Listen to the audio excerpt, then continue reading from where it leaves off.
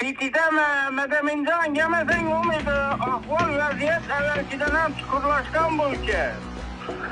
Bu City'ye gelmeseniz olmaydı. Roza Ramazan ayında nan taşattıktılar. Özü nana zar oluyorsunuz. Ey bradarlar.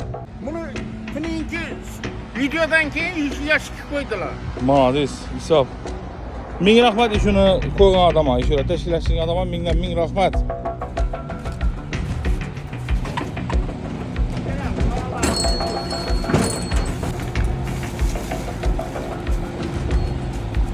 Hürmetli fuqarolar, evvela sizlarni ro'za hayitingiz bilan tabriklayman. Navro'z bayramlaringiz bilan.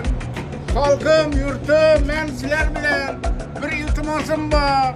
Mana shu yerda necha yildan buyon ishlasam, bu yerda konteynerlarni digirjaklarni o'g'irlatibdi. Bu o'zingizni haqqingiz.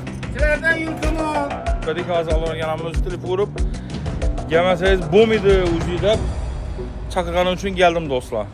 Hozir endi men kelincha bella taqlangan. Ham bir sharmanda dedi, qaraqa emas, nonlarni tashattı. Qarag'isiz emas, nonlarni tashattı, o'zi non uchun yashayapmiz. Bu ro'za Ramazon oyida hamma bir yoqadan bosh chiqarib, og'zi birga chilik etali. Yine bu konteynerlarimizni digirjaklarni o'zlaringiz o'g'irlattirsizlar. Bu o'zlaringizni o'zingiz bu. Ey Alloh bergan shu yerda men bir gap aytib o'tayin. O'tgan safar qo'yganimizda ham bella dim to'lib ketadi-ku. Shu vaqtda kommentariyam ko'p odam yozdilardan. Vaqtimda kelib tursalar, bular to'lmaydi deb netdilardan.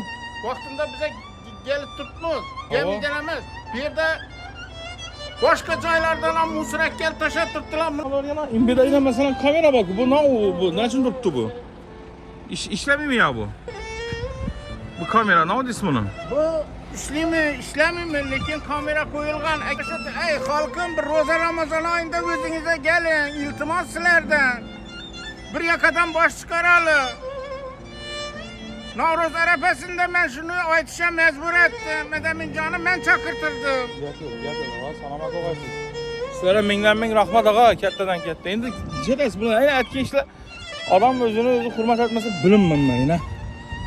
Navda aytamiz bularni har xil gap so'rab ko'rdik ishga. Bellarni meni bulashtirib, hey, hammalar birini qo'shira olib turgan bir vaqtda nima kerakmi deb bellar musor etmoqda. Endi shilankalarni qo'parib o'tdilar deydi hozir meni. Hamma o'zi chiqaraversam ish qilib bilinmayman, lekin chiqarmasam nima bo'laversa. Top-toza aytib qo'ygan yerlari xalqim men tushunmay qoldim. Yangi odam o'xshagan bilan o'zlari endi boshqacha tushunaversinlar. Ro'za Ramazon oyida aytishga majbur etdilar meni. Shu kamerani ishlatish kerak, Alloh bergan.